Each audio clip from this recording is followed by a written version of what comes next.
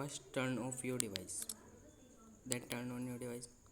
Here the name is displaying Dhruv Pratap Singh. If you also want to display your name, then open the lock, go to setting, then tap the lock screen. Here we'll write lock screen owner info. The name is displaying Dhruv Pratap Singh. I am writing only Dhruv. Then click right. Turn off your device. Here the name is writing Dhruv.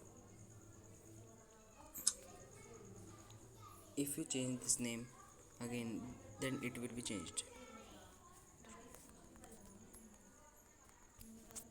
Then tap on right. Then look. Here the name is writing Dhruv Pratap Singh.